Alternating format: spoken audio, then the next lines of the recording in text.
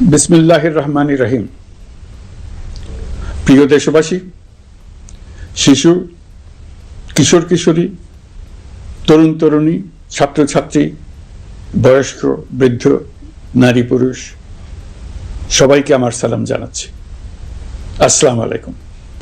আজ সকল রাজনৈতিক দলকে সঙ্গে নিয়ে আমরা জাতির কাছে বাংলাদেশের মানুষের অতীতের বিভিন্ন ঐতিহাসিক ও গণতান্ত্রিক সংগ্রাম থেকে শুরু করে জুলাই অভ্যুত্থানের প্রেক্ষাপট বর্ণনা করা হয়েছে। আমাদের তিনটি দায়িত্ব ছিল: সংস্কার, বিচার ও নির্বাচন। জুলাই অভ্যুত্থানের ছাত্র শ্রমিক জনতা দেয়ালে দেয়ালে যে প্রত্যাশার কথা লিখে রেখেছিল তার অন্যতম ফোকাস ছিল রাষ্ট্র ব্যবস্থার গণতান্ত্রিক সংস্কার। সেই লক্ষ্যে আমরা বেশ কয়েকটি সংস্কার কমিশন গঠন করেছিলাম। তাদের মধ্যে প্রধান প্রধান সংস্কার কমিশনগুলো যে সুপারিশ পেশ করেছে সেগুলোর মধ্যে স্বল্প সময়ের মধ্যে আশু বাস্তবায়নযোগ্য বহু সংস্কার আমরা ইতিমধ্যে সম্পন্ন করেছি। এই সংস্কারগুলোর মাধ্যমে অর্থনৈতিক খাত, বিচার ব্যবস্থা ও জনপ্রশাসনে গতিশীলতা আসবে, স্বচ্ছতা ও জবাবদিহিতা বহুলাংশে বৃদ্ধি পাবে, দুর্নীতি, অনিয়ম ও হয়রানি হ্রাস পাবে। দীর্ঘমেয়াদী সংস্কার কাজ বাস্তবায়নের লক্ষ্যে আমরা জাতীয় ঐকমত্য কমিশন গঠন করেছিলাম। এই কমিশনে 30টিরও অধিক রাজনৈতিক দল ও জোট স্বতঃস্ফূর্তভাবে অংশগ্রহণ করেছে, তাদের মতামত দিয়েছে। প্রাথমিক পর্যায়ে ঐকমত্য কমিশন 166টি সুপারিশ নিয়ে 30টির বেশি রাজনৈতিক দলের সঙ্গে প্রায় 2 মাস ধরে দলগত ও জোটগতভাবে আলোচনা করেছিল।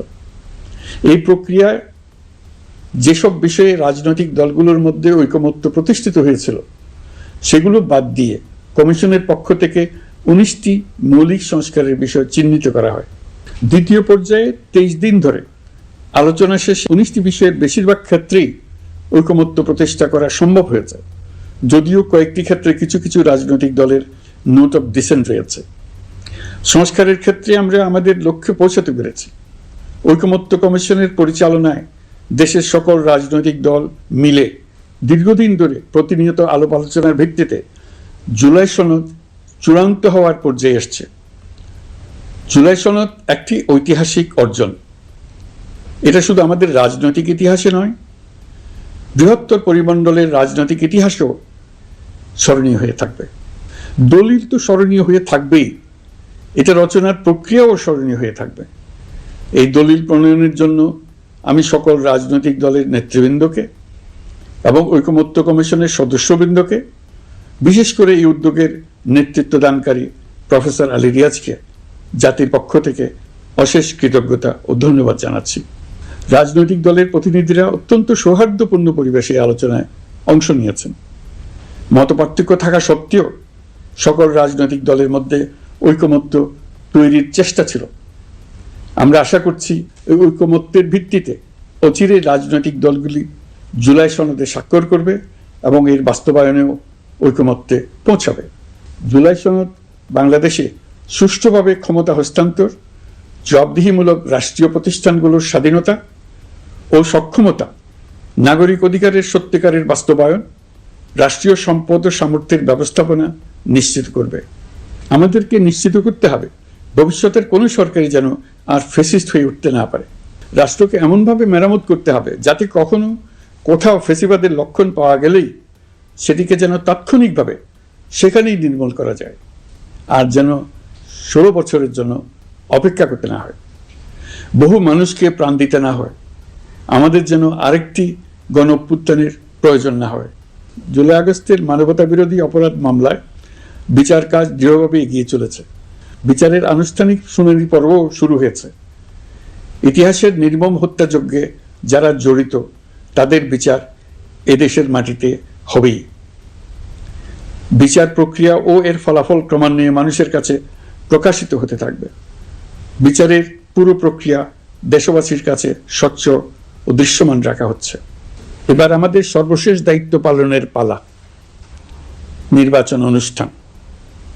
আজ এই মহান দিবসে আপনাদের সামনে এই বক্তব্য রাখার পর থেকেই আমরা আমাদের সর্বশেষ এবং সবচাইতে গুরুত্বপূর্ণ অধ্যায়ে প্রবেশ করব। আমরা এবার একটা নির্বাচিত সরকারের কাছে দায়িত্ব হস্তান্তরের প্রক্রিয়া শুরু করব। অন্তর্বর্তী সরকারের পক্ষ থেকে আমি প্রধান নির্বাচন কমিশনারের কাছে চিঠি পাঠাবো, যেন নির্বাচন কমিশন আগামী রমজানের আগে 2026 সালের ফেব্রুয়ারি মাসে জাতীয় নির্বাচন অনুষ্ঠানের আয়োজন করেন। আপনারা সকলেই দোয়া করবেন যেন সুন্দরভাবে নির্বাচন অনুষ্ঠান করে এদেশের সকল নাগরিক একটি নতুন বাংলাদেশ গড়ার কাজে সফলভাবে এগিয়ে যেতে পারে।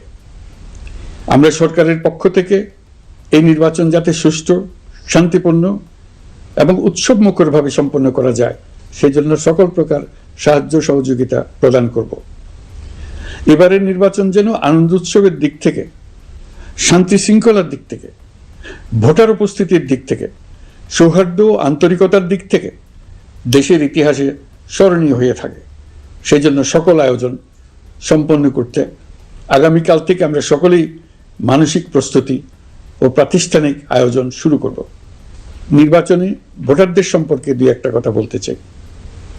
এবার আমরা প্রবাসী ভোটারদের ভোট দেওয়ার আয়োজন নিশ্চিত করতে চাই।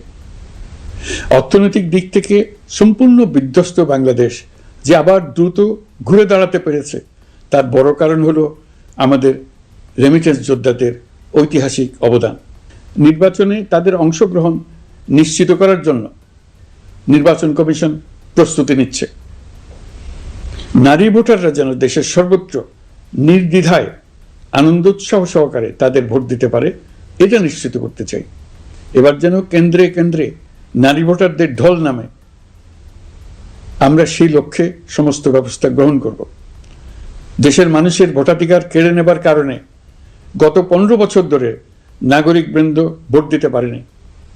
এবারের নির্বাচনে আমরা আমাদের বকেয়া আনন্দ সহ মহা আনন্দে ভোট দিতে চাই। এবারের নির্বাচনে জীবনে প্রথমবার ভোট দিতে যাবে এরকম ভোটাররা নানা উৎসবের মধ্য দিয়ে ভোট কেন্দ্রে যাবে, তাদের এই দিনটি স্মরণীয় করে রাখার জন্য। এর মধ্যে নতুন নারী ভোটার থাকবে, নতুন পুরুষ ভোটার থাকবে, এর মধ্যে এমন ভোটার থাকবে যারা 15 বছর আগে থেকেই ভোট দিতে পারত কিন্তু জীবনে একবারও ভোট দিতে পারেনি। এর মধ্যে আসবে যারা 10 বছর আগে, 5 বছর আগে ভোট দিতে পারত কিন্তু পারেনি। আর আসবে ভাগ্যবান ও ভাগ্যবতীর দল যারা এই প্রথমবার ভোটার হওয়ার যোগ্যতা লাভ করলো এবং সঙ্গে সঙ্গে ভোট দেওয়ার সুযোগও পেয়ে গেল। নির্বাচনের দিনকে আমরা ঈদের উৎসবের মতো করতে চাই। এবারের ভোটের আনন্দ থাকবে সবার মধ্যে।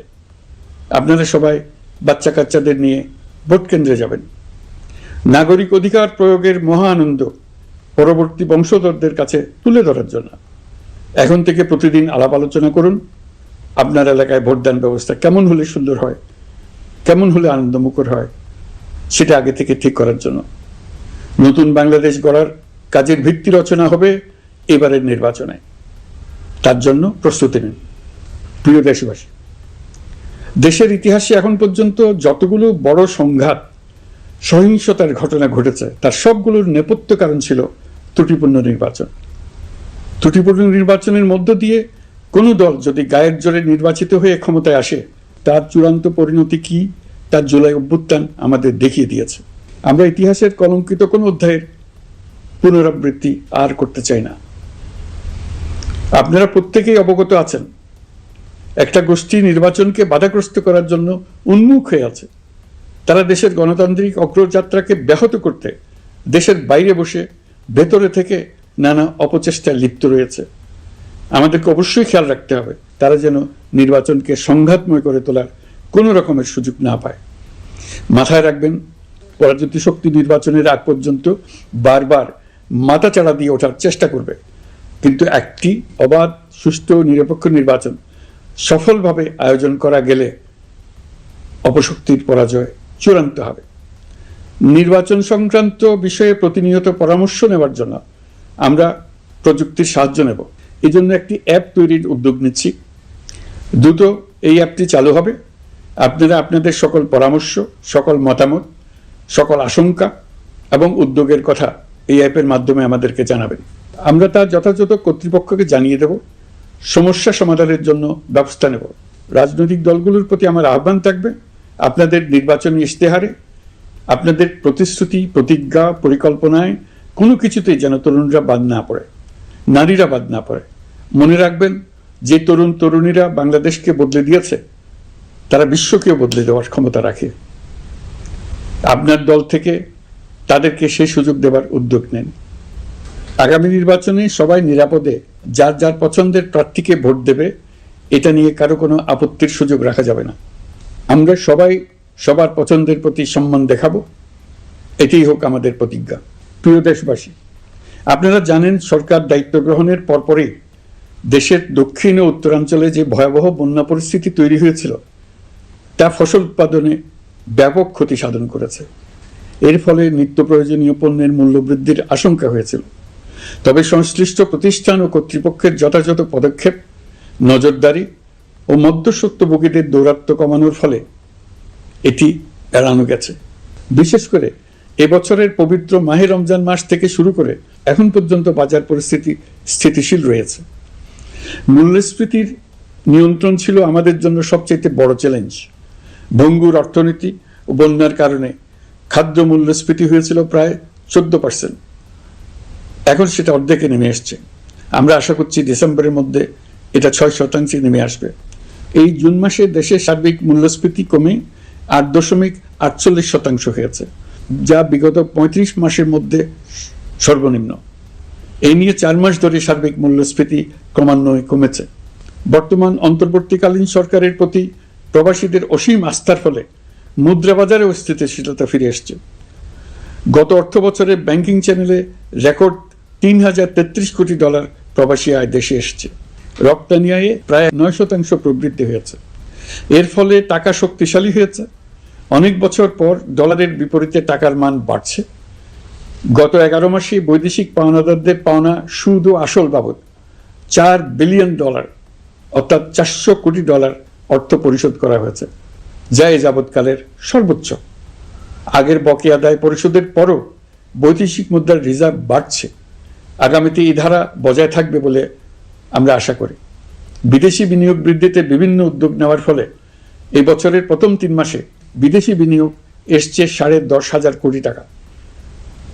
গত বছরের একই সময়ের তুলনায় এটা দ্বিগুণেরও বেশি।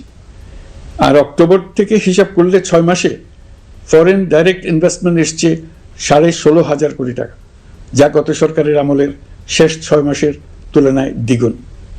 কর্মসংস্থান সৃষ্টি অন্তর্বর্তীকালীন সরকারের অন্যতম বড় লক্ষ্য।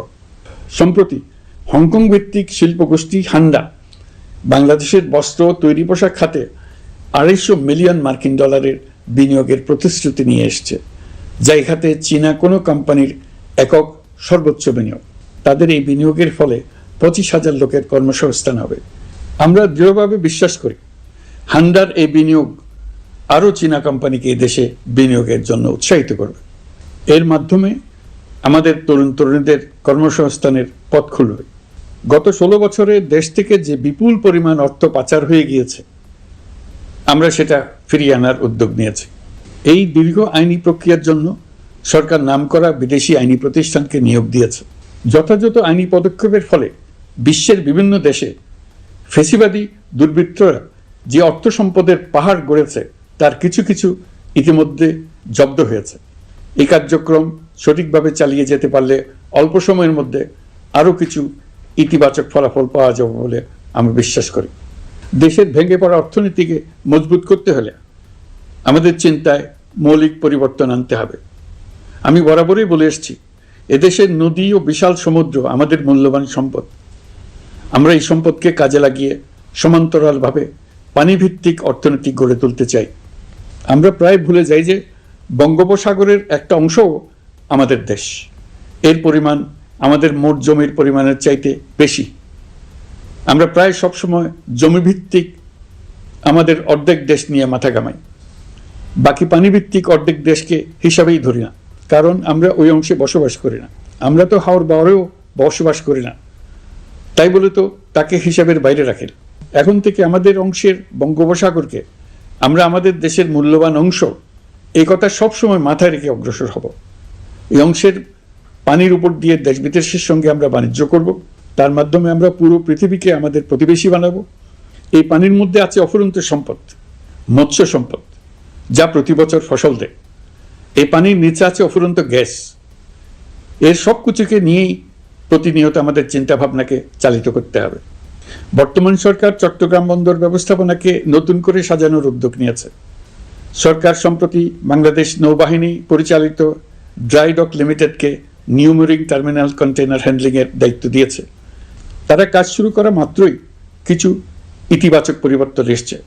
প্রথম 2 সপ্তাহে দেখা গেছে আগের তুলনায় প্রতিদিন গড়ে 225টি বেশি কন্টেইনার হ্যান্ডলিং হচ্ছে। এই বন্দরকে আধুনিকভাবে গড়ে তোলা গেলে তা শুধু বাংলাদেশের অর্থনীতিতেই ভূমিকা রাখবে না, নেপাল, ভুটান সহ পার্শ্ববর্তী অঞ্চলের অর্থনীতিতে ইতিবাচক ভূমিকা রাখতে সক্ষম হবে। বিনিময়ে তারাও উপকৃত হবে, আমরাও উপকৃত হব। আমাদের উপকূল অঞ্চল অফুরন্ত সম্ভাবনার আধার। কুমিরা থেকে টেকনাফ পর্যন্ত নানা বন্দরের কর্মচাঞ্চল্যে সমগ্র উপকূল অঞ্চলকে দক্ষিণ এশিয়ার একটি গুরুত্বপূর্ণ অর্থনৈতিক প্রাণকেন্দ্র হিসেবে প্রতিষ্ঠা করবে। এই পুরো অঞ্চলে অনেকগুলো শিল্পাঞ্চল গড়ে উঠবে শুধু সমুদ্রের সান্নিধ্য এবং তার ব্যবহারের দক্ষতার কারণে। সমুদ্র উপকূলীয় অঞ্চলের সম্পদ ও পরিবেশের টেকসই ব্যবহার নিশ্চিত করতে আমাদের বন্ধু দেশগুলোর সঙ্গে আলোচনা শুরু করেছি। তারা উৎসাহ সহকারে সাড়া দিয়েছেন। গভীর সমুদ্রকে আমরা এখনো আমাদের কল্যাণে কাজে লাগাতে পারিনি। একে কেন্দ্র করে আমরা মাছ পালন, আহরণ ও প্রক্রিয়াজাতকরণের শিল্প গড়ে তুলতে কাজ শুরু করেছি। এতে করে লক্ষ লক্ষ মানুষের কর্মসংস্থান হবে, আমাদের অর্থনীতি নতুন শক্তিতে বলীয়ান হবে। প্রিয় দেশবাসী, প্রবাসী বাংলাদেশিদের জন্য ভিসা সংক্রান্ত জটিলতা দূর করতে আমরা গভীরভাবে কাজ করে যাচ্ছি। বাংলাদেশি নাগরিকদের জন্য আরব আমিরাত পুনরায় ভিসা চালু করেছে। মালয়েশিয়া কর্তৃপক্ষ বাংলাদেশি কর্মীদের জন্য প্রথমবারের মতো মাল্টিপল এন্ট্রি ভিসা চালু করেছে। অন্যান্য দেশের সঙ্গেও ভিসা জটিলতা কিভাবে কমিয়ে আনা যায় এ নিয়ে আমরা কাজ করে যাচ্ছি। আগামী 5 বছরে জাপানে অন্তত 1 লক্ষ বাংলাদেশি তরুণদের পাঠানোর প্রস্তুতি শুরু করেছি। তরুণদের সেখানে পাঠানোর জন্য বিশেষ প্রশিক্ষণ, অন্যান্য ব্যবস্থাও আমরা নিতে শুরু করেছি। এর পাশাপাশি আমরা ইতালি, দক্ষিণ কোরিয়া, সার্বিয়া সহ বিভিন্ন দেশে দক্ষ কর্মীদের পাঠানোর উদ্যোগ নিয়েছি। সৌদি আরব, জর্ডান, ওমান সহ বিভিন্ন দেশে নথিপত্রের কারণে যে প্রবাসীরা ইরেগুলার হয়ে গিয়েছিলেন তাদেরকে রেগুলারাইজ করার জন্য ব্যবস্থা নিয়েছে। আমরা বিভিন্ন দেশের সঙ্গে বিদ্যমান চুক্তিগুলোকে পর্যালোচনা করে দেখছি যাতে আমাদের প্রবাসী ভাই বোনদের জন্য সেগুলো স্বস্তিদায়ক হয়। দেশে এবং দেশের বাইরে বাংলাদেশের নাগরিকরা যে যেখানে অবস্থান করছে তারা যাতে সব ধরনের নাগরিক সুবিধা পান, আমরা সেই বিষয়ে উদ্যোগ নিয়েছি। চলতি বছর আমাদের নানা উদ্যোগের ফলে প্রায় 87,000 বাংলাদেশি সুষ্ঠুভাবে হজ পালন করতে পেরেছেন। হজের ব্যয় অন্যান্য বছরের তুলনায় আমরা কমিয়ে আনতে পেরেছি।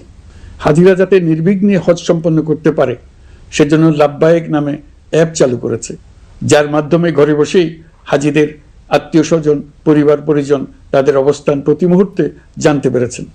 এবছর দক্ষিণ এশিয়ার অন্যান্য দেশগুলোতেও আমাদের হজ ব্যবস্থাপনা প্রশংসিত হয়েছে। আগামী বছরের হজ ব্যবস্থাপনা যেন আরও নির্বিঘ্নে সম্পন্ন করা যায় সেজন্য মন্ত্রণালয় এখন থেকেই প্রস্তুতি নিতে শুরু করেছে। প্রিয় দেশবাসী, জুলাই গণঅভ্যুত্থানে তরুণ শিক্ষার্থীদের পাশে ঢাল হয়ে দাঁড়িয়েছিলেন আমাদের বাবা মা ও শিক্ষকরা। আমাদের বাবা মায়েরা তাদের সন্তানকে বহু কষ্টে বড় করে বিশ্ববিদ্যালয়ে পাঠায়। লেখাপড়া শেষ করে অনেক ছাত্র অসুস্থ হয়ে বের হয়। এর কারণ আবাসিক হলের নোংরা পরিবেশ, খাবারের নিম্নমান, তার উপর দলীয় সন্ত্রাসীদের দমনপীড়ন। বিশ্ববিদ্যালয়ে পড়াশোনার পরিবর্তে প্রতিদিন শিক্ষার্থীদের জোর করে রাজনৈতিক দলের প্রোগ্রামে নিয়ে যাওয়া হতো।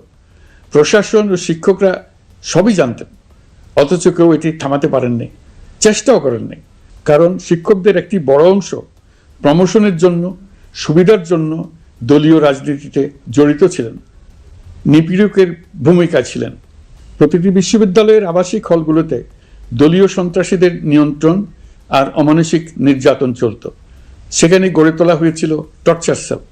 অন্তর্বর্তী সরকার প্রতিশ্রুতিবদ্ধ যে আমরা আর কখনো শিক্ষা প্রতিষ্ঠানগুলোকে এমন কোনো রাজনীতি দ্বারা কলুষিত হতে দেব না যা পড়াশোনার পরিবেশ নষ্ট করে, তরুণদের জীবন ধ্বংস করে। বাবা মায়েদের যেন সন্তানকে বিশ্ববিদ্যালয়ে পড়তে পাঠিয়ে আর কখনো শঙ্কায় থাকতে না হয়। বর্তমান সরকার দায়িত্ব গ্রহণের পরপরই শিক্ষা ব্যবস্থার উন্নতির জন্য ধারাবাহিকভাবে পরামর্শ কমিটির সঙ্গে বৈঠক করেছে, বিভিন্ন উদ্যোগ হাতে নিয়েছে। বিদ্যালয়গুলোতে শিক্ষার মান কিভাবে বাড়ানো যায় সে বিষয়ে বিভিন্ন উদ্যোগ নেওয়া হচ্ছে। সরকার কিছুদিন আগে সারা দেশের সরকারি প্রাথমিক বিদ্যালয়ের সব প্রধান শিক্ষকের বেতনের গ্রেড এক ধাপ বাড়িয়ে 10ম গ্রেড করার সিদ্ধান্ত নিয়েছে। এটি একটি যুগান্তকারী সিদ্ধান্ত। প্রাথমিক বিদ্যালয়গুলিতে শূন্য পদে 6,500 প্রধান শিক্ষক নিয়োগের প্রক্রিয়া চলছে। প্রাথমিকের পড়াশোনার পদ্ধতিগত পরিবর্তনের দিকেও আমরা মনোযোগ দিচ্ছি। সব স্কুলে ইন্টারনেট সংযোগ ও মাল্টিমিডিয়া শ্রেণীকক্ষ তৈরির নির্দেশ দেওয়া হয়েছে। পার্বত্য চট্টগ্রামে কমপক্ষে 100টি স্কুলে এবছরের মধ্যেই ই-লার্নিং চালু হবে। ঢাকা চট্টগ্রামের অভিজ্ঞ শিক্ষকরা প্রযুক্তির সহায়তায় এসব স্কুলে শিক্ষকতা করে সেখানকার শিক্ষক ঘাটতি পূরণ করবেন। যেসব এলাকায় বিদ্যুতের ঘাটতি রয়েছে সেখানে সোলার প্যানেল বসিয়ে বিদ্যুতের ঘাটতি নিরসন এবং মোবাইল নেটওয়ার্ক ও স্টারলিংক পরিষেবা ব্যবহার করে এই সংকট মোকাবেলা করা হচ্ছে। স্কুলগুলোতে মেয়েদের জন্য বিশেষ ব্যবস্থা গ্রহণ করে তাদের পড়াশোনার উপযোগী করে তোলা হচ্ছে। স্কুলের অবকাঠামোকে নারীবান্ধব করে তুলতে স্কুল ভবন নির্মাণের সময় কমিটিতে নারী স্থপতি রাখার নিয়ম করা হয়েছে। আমাদের লক্ষ্য হলো স্কুল ভবনের ডিজাইন থেকে শুরু করে পড়াশোনার পরিবেশ চিন্তাভাবনায় মেয়েদেরকে বিশেষভাবে গুরুত্ব দেওয়া, যাতে তারা ব্যক্তিগত নিরাপত্তা ও স্বাস্থ্যের দিক থেকে স্বস্তিদায়ক পরিবেশে পড়াশোনা করতে পারে। প্রিয় দেশবাসী, জুলাই গণ অভ্যুত্থানে শহীদ ও আহত যোদ্ধাদের জন্য আমরা নিরলসভাবে কাজ করে যাচ্ছি।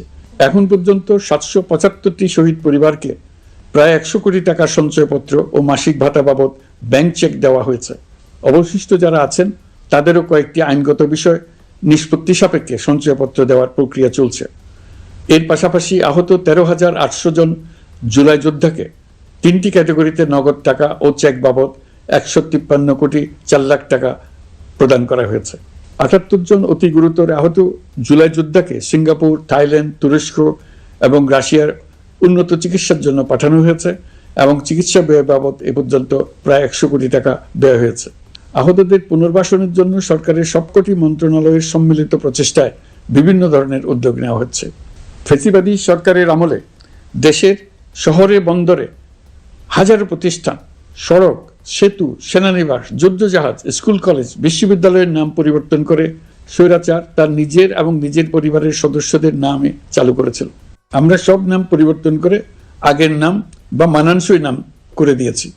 প্রিয় দেশবাসী, অন্তর্বর্তীকালীন সরকার এমন এক অবস্থায় দেশের দায়িত্বভার গ্রহণ করেছিল যখন প্রতিটি গণতান্ত্রিক প্রতিষ্ঠান, অফিস, আদালত বিধ্বস্ত অবস্থায় ছিল। আমাদের প্রথম এবং প্রাথমিক কাজ ছিল এই প্রতিষ্ঠানগুলোর সংস্কার এবং পুনর্নির্মাণে হাত দেওয়া, আইন শৃঙ্খলা বাহিনী পুনর্গঠন, অর্থনীতি পুনরুদ্ধার, আইন আদালত, নির্বাচন কমিশন সহ যাবতীয় গণতান্ত্রিক প্রতিষ্ঠানকে সচল করা এবং নাগরিকদের নিকট দায়বদ্ধ করে তোলা। রক্তাক্ত জুলাই ছিল স্বৈরাচারের বিরুদ্ধে তরুণদের পুঞ্জীবিত ক্ষোভের বহিঃপ্রকাশ। 16 বছর ধরে সরকারের স্বৈরাচারী আচরণের বিরোধিতা করে যতগুলো আন্দোলন হয়েছে প্রতিটিতেই দলীয় সন্ত্রাসীরা অস্ত্র হাতে আন্দোলনকারীদের আক্রমণ করেছে। প্রতিটি আন্দোলনকেই দমন করার জন্য দলীয় সন্ত্রাসীরা সর্বোচ্চ আঘাত করেছে, যেখানে আইনশৃঙ্খলা বাহিনীকেও অংশ নিতে নির্দেশ দেওয়া হয়েছে অথবা দাঁড়িয়ে দর্শকের ভূমিকায় থাকতে বলা হয়েছে। একটি স্বাধীন বিচার বিভাগের জন্য অন্তর্বর্তী সরকার সংস্কার কাজ হাতে নিয়েছে। বিচার বিভাগীয় সংস্কার কমিশনের প্রস্তাবনা অনুযায়ী সুপ্রিম কোর্ট বিচারক নিয়োগ সহ যে সকল কাজ এই সরকার স্বল্প সময়ের মধ্যে করে যেতে পারবে সে সকল কাজের অধিকাংশ ইতিমধ্যে সম্পন্ন করা হয়ে গেছে, বাকি কাজ চলমান রয়েছে। স্বৈরাচার আমলে দলীয় বাহিনীতে পরিণত হওয়া ভঙ্গুর আইনশৃঙ্খলা বাহিনীকে নতুন করে গড়ে তোলার জন্য আমরা সর্বোচ্চ ব্যবস্থা নিয়েছি। আইনশৃঙ্খলা বাহিনী দ্বারা কোনো মানবাধিকার লঙ্ঘন যাতে না ঘটে সেই জন্য পুলিশ সদর দপ্তরে একটি সেল কার্যকর করা হয়েছে, যেখানে মানবাধিকার সহ পুলিশ সদস্যদের মাধ্যমে সংগঠিত যে কোনো অপরাধের বিষয়ে অভিযোগ করা যায়। এই সমস্ত সেল অন্যান্য আইন প্রয়োগকারী সংস্থার প্রধান কার্যালয়ও স্থাপন করা হচ্ছে। আসামিদের জিজ্ঞাসাবাদ হবে স্বচ্ছ কাচের ঘরে। হাজতখানায় বন্দীদের মানবিক সেবা নিশ্চিত করা হবে। অভিযান পরিচালনার সময় পুলিশ যেন জিপিএস ট্র্যাকিং সিস্টেম ডিভাইস সহ বডি ক্যামেরা পরিধান করেন তা নিশ্চিত করা হবে। পুলিশ যেন আর কখনোই কোনো আন্দোলন দমনে প্রাণঘাতী অস্ত্র ব্যবহার করতে না পারে সেই ব্যবস্থা নেওয়া হয়েছে। বেআইনি সমাবেশে বল প্রয়োগের ক্ষেত্রে জাতিসংঘের স্বীকৃত 5টি ধাপ অনুযায়ী পুলিশ সদস্যদের প্রশিক্ষণ দেওয়া হচ্ছে। সব মিলিয়ে স্বরাষ্ট্র মন্ত্রণালয়ের পুলিশ সংস্কার কমিশনের প্রস্তাব অনুযায়ী 16টি সংস্কার কাজ সম্পন্ন হয়েছে, আরও 43টি সংস্কার কাজ সমাপ্ত হওয়ার পথে। দেওয়ানি আইন, নারী ও শিশু নির্যাতন দমন আইন সহ বিভিন্ন আইনগত সংস্কার সম্পন্ন হয়েছে। সম্প্রতি সরকার ফৌজদারি কার্যবিধি সংশোধন অধ্যাদেশ 2025 অনুমোদন করেছে। এর ফলে এখন থেকে কোনো ব্যক্তিকে আটকের পর 12 ঘন্টার মধ্যে যত দ্রুত সম্ভব পরিবারকে জানাতে হবে। আটককৃত ব্যক্তিকে আইনজীবীর সঙ্গে সাক্ষাতের সুযোগ দিতে হবে। গ্রেপ্তারকৃত ব্যক্তি রিমান্ডের পর অসুস্থ বা আহত হলে তাকে ডাক্তার কর্তৃক পরীক্ষা করতে হবে এবং আঘাতের কারণ নিশ্চিত হতে হবে। তার প্রয়োজনীয় চিকিৎসা দিতে হবে। এক্ষেত্রে পুলিশের দায় থাকলে আইনি ব্যবস্থা নেওয়ার বিধান যুক্ত করা হয়েছে। এই আইনের ফলে গ্রেফতার ও আটক নিয়ে মানুষের হয়রানি অনেক কমে আসবে, পুলিশের জবাবদিহিতা বাড়বে এবং বিচারের কাজ দ্রুততর হবে। পুলিশ সংস্কার কমিশনের সুপারিশ ছিল কোনো ব্যক্তি থানায় জিডি করতে গেলে অবশ্যই তা গ্রহণ করতে হবে। জিডি গ্রহণ করা ছাড়া থানা থেকে কোনো ব্যক্তিকে ফিরিয়ে দেওয়া যাবে না। এই সুপারিশের ভিত্তিতে সরকার সিদ্ধান্ত নিয়েছে দেশের সব থানায় অনলাইনে জিডি করা যাবে। এখন থানায় জিডি না নেওয়ার আর কোনো অভিযোগ থাকবে না। গণতান্ত্রিক চর্চার অন্যতম প্রধান শর্ত গণমাধ্যমের স্বাধীনতা। অতীত ইতিহাসের দিকে তাকালে দেখা যায় মুক্ত সাংবাদিকতার ক্ষেত্রে প্রথম এবং সবচেয়ে বড় বাধা হিসেবে কাজ করেছে সরকার। অন্তর্বর্তী সরকার এইসব বাধা অপসারণে বিভিন্ন উদ্যোগ নিয়েছে। আমরা সমালোচনাকে উন্মুক্ত করে দিয়েছি। যে কেউ চাইলেই যে কোনো মাধ্যমে, সেটা মূলধারার গণমাধ্যম হোক কিংবা সামাজিক যোগাযোগ মাধ্যমেই হোক, সরকারের সমালোচনা করতে পারছেন। এমনকি রাষ্ট্রীয় গণমাধ্যমেও সরকারের সমালোচনা করা যাচ্ছে। নিকট অতীতে যা ছিল অকল্পনীয়। সাংবাদিকদের জবাবদিহিতা নিশ্চিত করার জন্য সরকার ইতিমধ্যে প্রেস কাউন্সিল পুনর্গঠন করেছে। আপনারা জানেন, সামাজিক যোগাযোগ মাধ্যমে প্রতিদিন বিপুল পরিমাণ গুজব ও অপতথ্য ছড়িয়ে পড়ছে। দেশকে অস্থিতিশীল করতে হাতিয়ারে পরিণত হয়েছে গুজব। অপতথ্য মোকাবেলা করার জন্য সাংবাদিকদের সক্ষমতা বাড়াতে বিভিন্ন ধরনের প্রশিক্ষণের ব্যবস্থা নেওয়া হচ্ছে। স্বৈরাচারী সরকার আমলে সাংবাদিকতার ক্ষেত্রে বড় বাধা ছিল ডিজিটাল নিরাপত্তা আইন, যা পরে সাইবার নিরাপত্তা আইন রূপে আবির্ভূত হয়েছিল। আমরা এই আইনটি বাতিল করেছি। এই আইনের অধীনে সাংবাদিকদের বিরুদ্ধে করা সব মামলা বাতিল করা হয়েছে।